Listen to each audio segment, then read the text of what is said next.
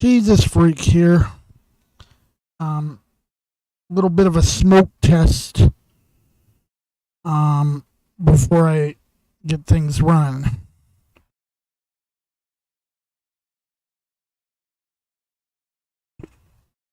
I'll start things off at the bottom of the hour, and I don't know. Might just say,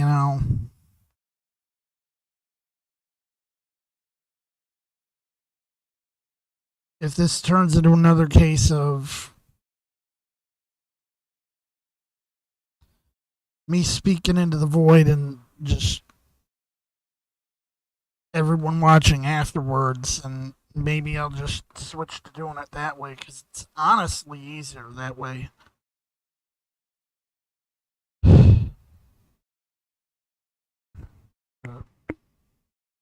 Making sure everything's okay. I think my volume might have been set a little low last time. Um, the software I use for my sessions with my mental health clinic messes with the microphone volume, and I often forget to set it back.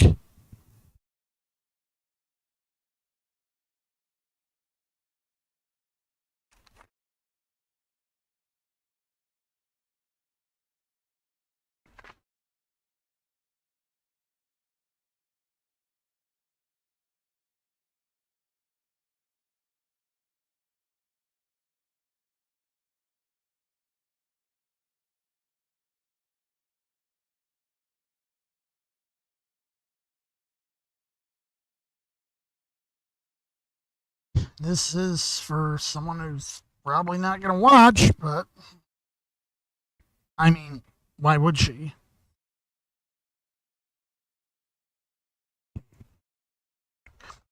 The things I do to shout out other YouTubers.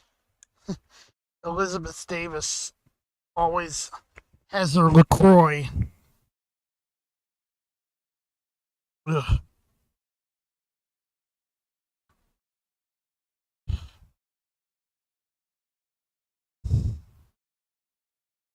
Whatever messed with my sense of taste last year,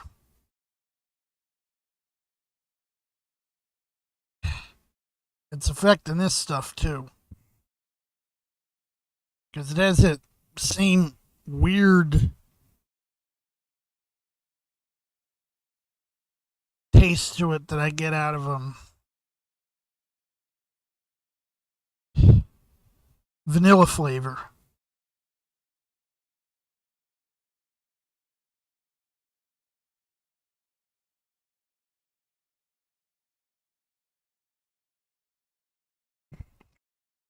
It's just something a little more to my taste.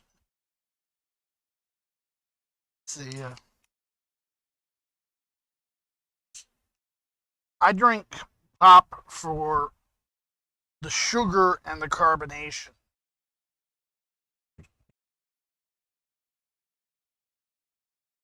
It's better.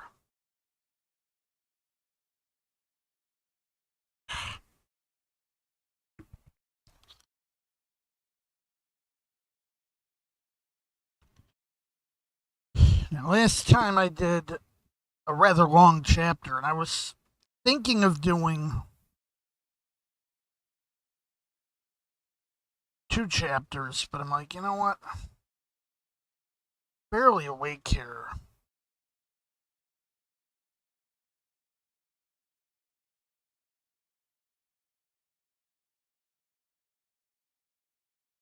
So I'll just stick to one.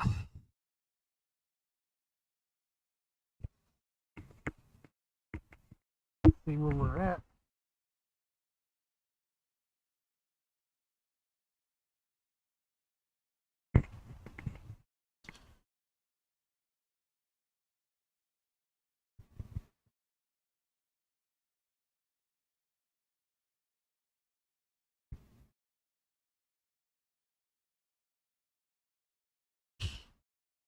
Probably running this one solo again. Alright.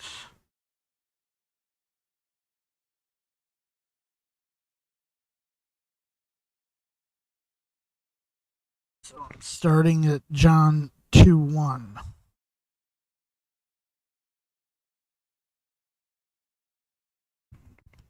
Get a nice large print close up.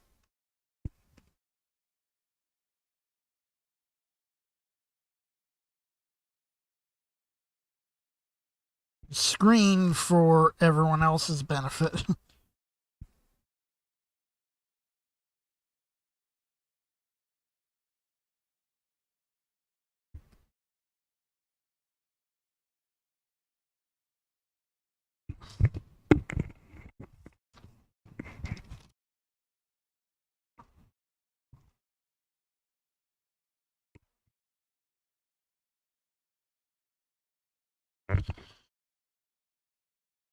And the third day there was a marriage in Cana of Galilee, and the mother of Jesus was there. And both Jesus was called and his disciples to the marriage. And when they wanted wine, the mother of Jesus saith unto him, They have no wine.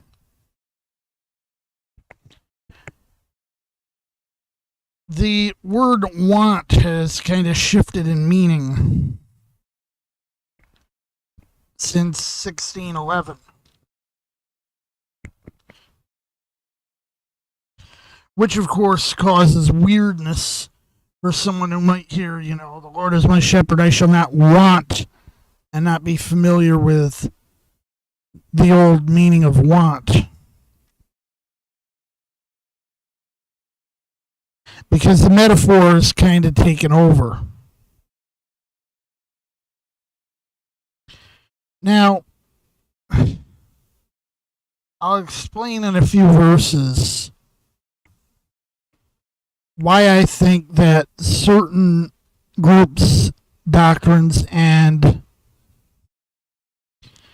in fact, various of my own faith tradition have fallen into this trap. And, for example, it was used in very early advertising for Welch's grape juice, which was started by a minister from a Methodist church.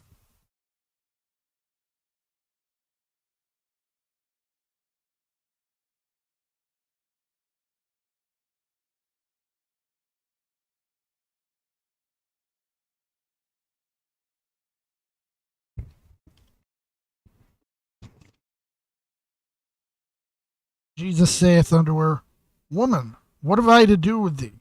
Mine hour is not yet come. His mother saith unto the servants, Whatsoever he saith unto you, do it. And there were set there 6 water pots of stone after the manner of the purifying of the Jews, containing 2 or 3 firkins apiece. Jesus saith unto them, Fill the water pots with water. And they filled them up to the brim. And he saith unto them, Draw out now and bear to the governor of the feast. And they bear it.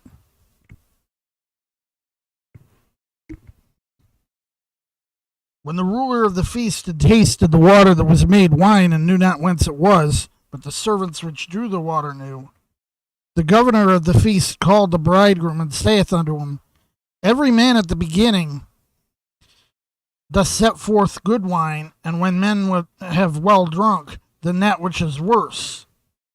But thou hast kept the good wine until now. So if you're going with like what some of these people were saying, that this was just unfermented grape juice. First of all,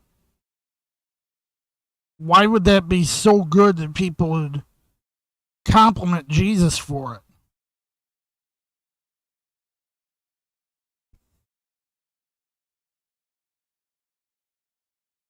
The comparison is clearly, they're talking about they set out good wine at the beginning, and then when people are too drunk to notice the difference, they crack out the El Cheapo stuff.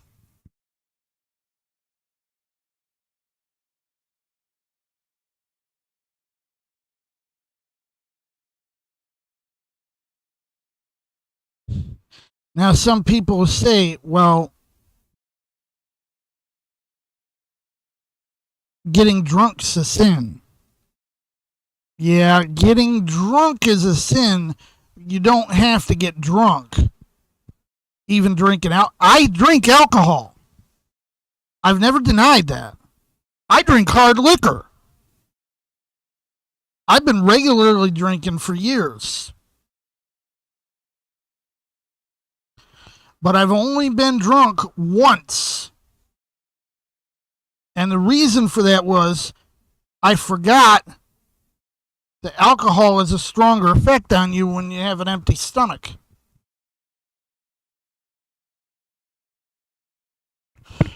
This beginning of miracles did Jesus in Cana of Galilee, and manifested forth his glory, and his disciples believed on him. The KJV occasionally says believed on, where a lot of the modern translations say believed in. I think on is more correct here on the virtue of. There's a difference between believing in something and believing on something. Yes, I know I said thing. Thing, person, whatever, it doesn't really matter.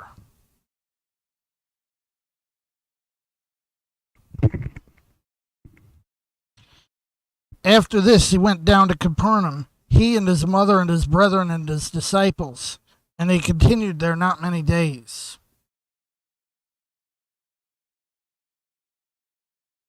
And the Jews' Passover was at hand, and Jesus went up to Jerusalem, and found in the temple those that sold oxen and sheep and doves, and the changers of money sitting. And when he had made a scourge of small cords, he drove them all out of the temple, and the sheep and the oxen, and poured out the changers' money, and overthrew the tables. Now I'm thinking this might be slightly tampering with things a little bit.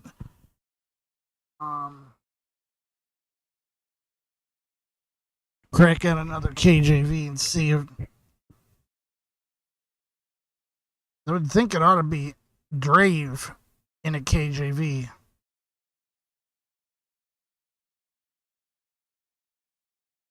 This Gideon one says drove too.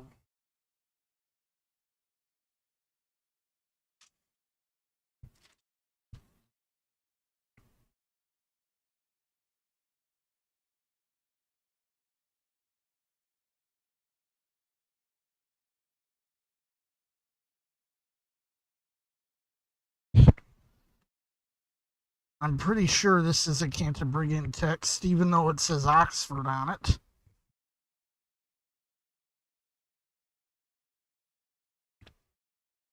That might suggest that the language might have been in transition at the time.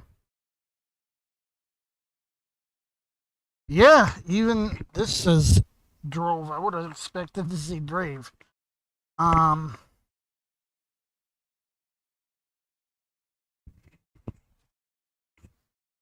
I forgot to scroll up the text here.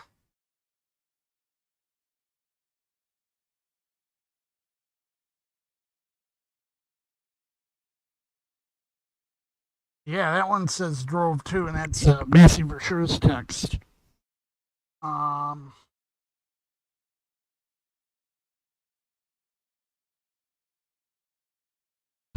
Someone once said in one of the chats I follow, if someone asks what would Jesus do, remember, throwing tables is not out of the question.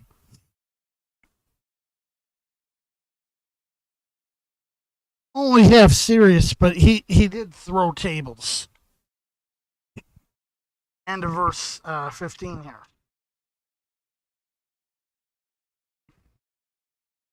And when he had made a scourge of small cords, he drove them all out of the temple, and the sheep and the oxen, and poured out the changers' money, and overthrew the tables, and said unto them that sold doves, take these things hence, make not my father's house a house of merchandise.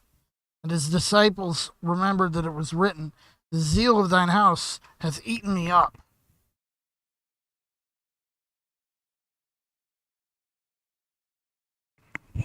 Then answered the Jews and said unto him, What sign showest thou unto us, seeing that thou dost these things?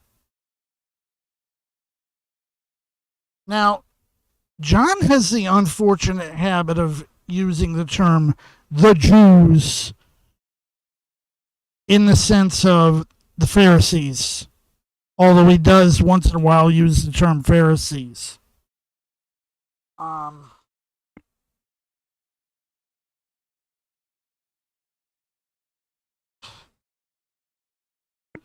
Searching for signs as proof of God's presence is kind of the shtick in the New Testament. And something that Paul calls them out for.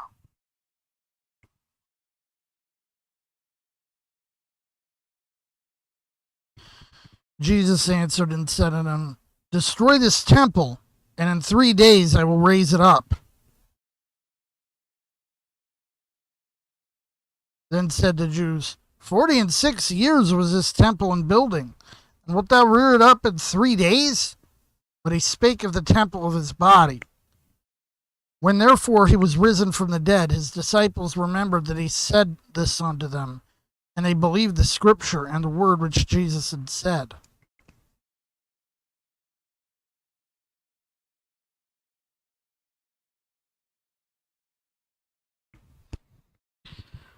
Now when he was in Jerusalem at the Passover, in the feast day, many believed in his name when they saw the miracles which he did. But Jesus did not commit himself unto them, because he knew all men, and needed not that any should testify of man, for he knew what was in man.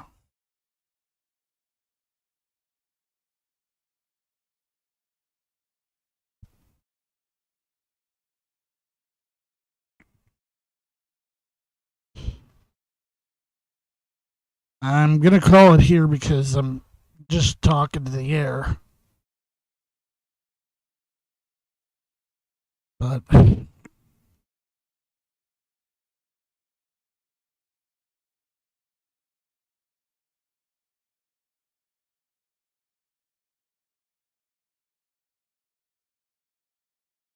Jesus is operating on his own schedule, not on everyone else's. And that's something to note, especially when it regards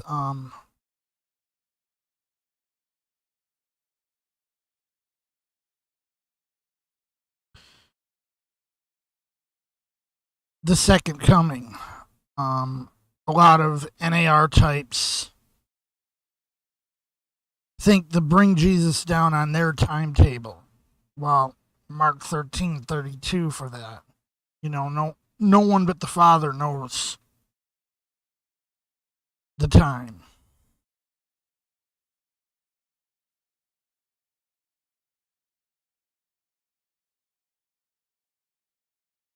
Anyway, I'm kind of feeling dead, so